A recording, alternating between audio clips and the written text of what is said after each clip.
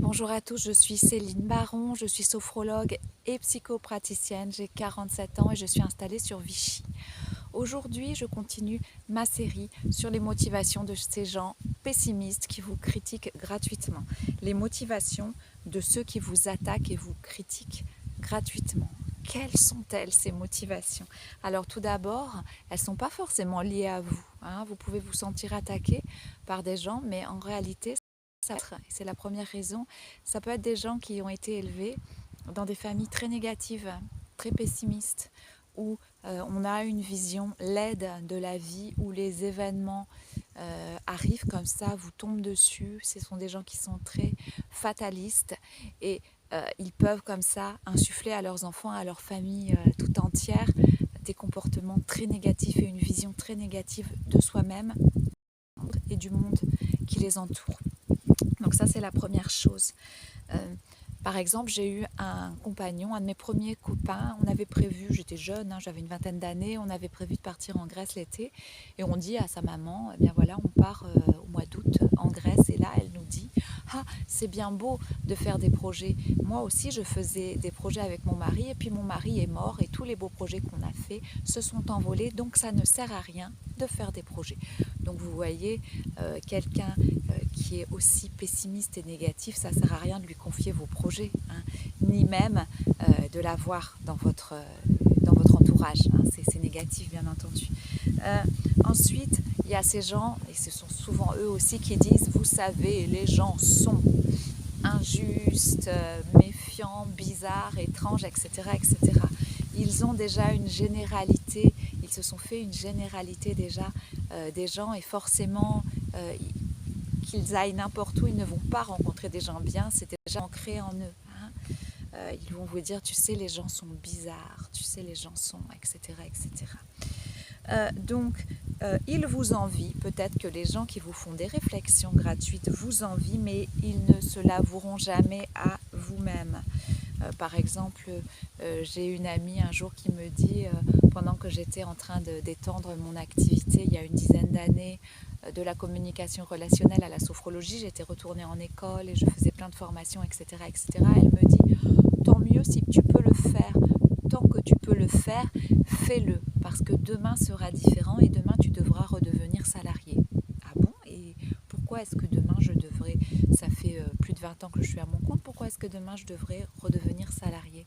Ah bah tu sais, parce que moi c'est ce qui m'est arrivé, mes parents m'ont aidé, voilà, elle m'explique, mes parents m'ont aidé à monter, je ne sais plus ce que c'était, mon commerce, et puis ça n'a pas marché, j'ai dû redevenir salarié. Donc ils font des généralités, ils pensent que leurs limites sont les mêmes que les vôtres. En réalité, ils ont peut-être des limites qui ne sont pas du tout les mêmes que les vôtres, et vous allez peut-être bien les surpasser une fois, 2 fois ou 10 fois. Donc, eh bien, ce sont des gens qui apprennent aussi pour les autres sur leurs propres expériences, qui voudraient vous faire partager leur lumière, même si elles sont négatives. Ensuite, ils veulent vous empêcher de vous réaliser parce qu'eux-mêmes ne se sont pas réalisés. Et ça c'est très, très souvent. Ils pensent que votre succès ou tout ce que vous faites va leur ôter quelque chose à eux. Et ils ont peur de votre succès qui pourrait les pousser face au miroir. Alors je vous raconte quelque chose comme ça, une petite anecdote très rapide. Quand j'étais jeune, j'ai fait un BTS de communication. Au lieu de le faire dans une école classique, je l'ai fait avec le CNED, ce qui m'a permis de voyager beaucoup, et notamment en Angleterre et à Malte et aux États-Unis. Et donc je revenais, donc j'étais contente pendant que les autres étaient à la fac ou qu'ils étaient dans une école privée à étudier ou une école publique d'ailleurs, à étudier leur BTS. J'étais contente de pouvoir réviser mes cours de stratégie publicitaire sur la plage. C'était un choix de vie. Je suis très heureuse d'avoir fait ce choix. Et je rentre chez moi et il y a de la famille qu'on voit pas souvent, et ils étaient venus parce qu'on avait des amis américains à la maison. Ils étaient chez mes parents. Et j'arrive et la personne qui est quelqu'un de ma famille, mais que je ne vois pas souvent, je le répète, vient me dire, bien dis donc Céline, pour quelqu'un qui fait autant d'anglais, on ne t'entend pas beaucoup parler anglais. Alors je lui dis oui, c'est parce que je reviens de 2 mois à Malte où j'ai parlé anglais pendant 2 mois, et voilà, là c'est mon retour. Je venais juste de débarquer en fait de l'aéroport. Je dis donc, j'ai pas du tout envie de me remettre dans le bain pour l'instant, je suis chez moi et je profite.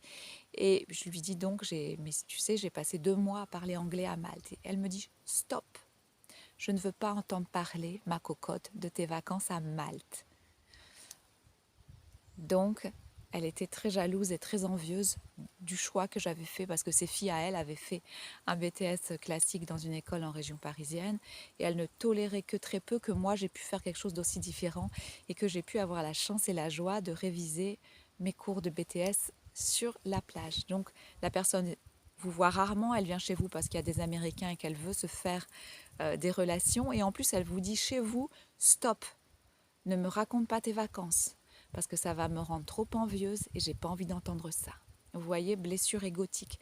Donc, il y a des gens, tout simplement, il faut savoir qu'ils ne font pas les choses parce qu'ils ont peur de les faire, mais ils vont vous en vouloir, vous, de l'avoir tenté et de l'avoir fait.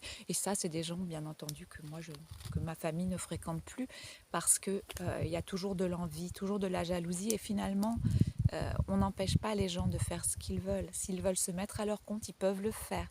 S'ils veulent voyager eux aussi, ils peuvent le faire. Il n'y a pas de limite. On a tous été créés à peu près de la même façon. On a tous du divin en nous et on peut faire les choses qu'on a envie de faire. Voilà, je referme cette parenthèse. Ça peut susciter aussi des comportements étranges et des réflexions étranges. Ils ne veulent pas entendre parler donc de vos voyages ou de vos réalisations et ils vont tout de suite mettre un frein à ça. Par contre, s'il y a un problème qui apparaît chez vous ou si vous leur confiez un problème, là, ils vont monter ça en sauce pour vous montrer que vous ne devriez pas être aussi optimiste. Ils se comparent à vous et les bols d'air frais que vous prenez, eh ben, ils les envient en fait, ils envient ces possibilités de grands bols d'air frais. Pour résumer, ces critiques, ce pessimisme envers vous cache un malaise profond qui vient de l'ennui de leur petite vie et de leur incapacité à gérer votre effervescence, comme cet ami qui me disait, toi qui étais si calme et maintenant qui est hyper actif, eh bien oui, la machine à faire des choses, à se réaliser et à faire de sa vie un moment de rêve est lancée et ils ne peuvent plus l'arrêter et ça les met mal à l'aise, donc ils vous font des réflexions. Les réflexions, c'est vraiment les dernières cartes dans la partie qui est déjà perdue d'avance pour eux. Vous comprenez, ils lancent, ils jouent leur dernière carte avec ces réflexions. Donc il ne faut pas alimenter, c'est sûr, vous ne pouvez pas alimenter ça. Voilà, ils vous feront croire, pour résumer, que vous présentez un comportement à problème. En fait, ce n'est pas votre comportement qui est problématique, mais c'est que ressentent qu'ils ont un problème avec votre comportement. Donc, ils ont un problème avec votre comportement, comme cet ami avec mon hyperactivité, entre guillemets. Donc, eh bien, c'est à eux de travailler sur leurs problèmes. Ça ne vous concerne pas, ça ne vous concerne plus. C'est pas vous qui allez vous investir dans le problème qu'ils ont avec vous. Hein. Donc, l'exemple, un petit exemple, le proche qui ne veut pas que vous embellissiez votre bien. Alors voilà, j'ai une petite maison de campagne et puis il n'y a pas longtemps, je dis à une proche, bien tu vois, la cave là dont je ne fais rien, je vais la peindre tout en blanc, je vais mettre des petits graviers, puis je vais mettre une baignoire thalasso. Bien, ce n'est pas une bonne idée. Tu ne devrais pas faire ça. Si j'étais toi, je ne ferais pas ça. Ah bon, d'accord. Eh bien, écoute, pour ta gouverne, je ne te posais pas de questions. C'est comme disent les Américains, I'm not questioning. Je ne te posais pas la question, je dis, c'est tout, je dis et je fais. Je suis chez moi et je fais quand même ce que j'ai envie. Hein, donc, il faut recadrer ces gens-là. Je ne suis pas en train de te poser une question. Si j'avais besoin de poser une question sur mon projet architectural dans cette maison, eh bien, j'irai voir un architecte, un spécialiste de la décoration, un spécialiste de la thalasso, quelqu'un qui connaît son métier. Mais c'est clair pour moi que je ne viendrai pas te demander ton opinion à toi qui n'y connais rien en la matière. Hein. Il faut pouvoir recadrer les gens. Donc le proche qui n'a pas envie de vous voir embellir votre bien, c'est parce que quelque part il est très jaloux de ce bien. Vous voyez, donc il faut recadrer. Je n'ai pas posé la question, je ne t'ai pas posé la question, j'ai affirmé quelque chose, nous ne nous sommes pas compris. I'm not questioning. Je ne te demande pas, j'affirme. Et ça, c'est très important avec ces gens-là de le faire.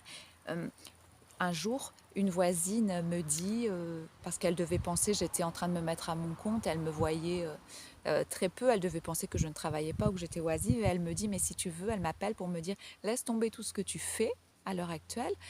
Moi, j'ai dans ma boîte un poste d'assistante, je ne sais quoi, qui se libère et je veux absolument te présenter. Je lui dis, mais non, mais tu sais, j'ai un projet. Je suis en train de monter mon entreprise et je n'ai pas besoin de venir travailler comme assistante.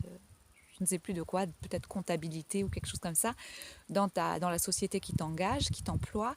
J'ai d'autres projets. Et elle me répond, oui, mais tes projets, c'est peut-être des chimères. Moi aussi, quand j'avais ton âge et quand j'étais jeune, j'avais envie de dessiner des ceintures et de dessiner des chaussures. Mais il faut bien gagner sa vie un jour. Ah bon, d'accord. Donc elle avait décidé que ce que je faisais ne me rapportait pas. Dans son esprit, ça ne devait pas rapporter, ou je ne faisais rien peut-être. Et elle voulait m'imposer la même vie cadrée, voilà, qu'elle avait dans sa société. Bon, bah, des gens comme ça sert à rien. Hein. S'ils ne comprennent pas qui vous êtes et ce que vous faites, ça sert à rien de les fréquenter. Hein. Si j'avais demandé son opinion à quelqu'un sur ma carrière, eh bien, je l'aurais demandé à un agent qui fait des bilans de compétences, par exemple, mais pas à toi, ma voisine. On recadre gentiment. Hein. Si j'avais besoin d'avoir la bénédiction de quelqu'un, peut-être que je demanderais celle de mon mari ou éventuellement de mes parents, mais certainement pas celle de ma voisine. Voilà, il faut savoir vraiment recadrer. Hein. On ne va pas insister, on ne va pas répéter, je ne vais pas répéter de toute façon. Je vais faire cette baignoire balnéo à tel étage de ma maison. Je ne vais pas le répéter 100 fois jusqu'à ce que l'autre l'ait enfin dans la tête. Non, je vais me dégager de ça. Je ne vais pas répéter mon désir, je vais juste préciser, recadrer. Je ne te pose pas la question, je ne te demande pas ton opinion. Je ne suis pas en train de te poser une question. J'affirme, et si j'avais besoin de l'avis d'un professionnel, je le demanderais à un professionnel. Pouvoir remettre les limites, les barrières et prendre du recul par rapport à ces gens qui vont agir comme des agents stresseurs. Vous avez un beau projet, vous avez envie de faire ceci, de faire cela, et ils viennent et non, tu ne devrais pas, je pense que. Mais en réalité, il y avait cette chanson dans les années 80 qui disait « Chacun fait ce qui lui plaît, plaît ». Et je trouve que c'est un mantra extraordinaire. Chacun fait ce qui lui plaît, effectivement.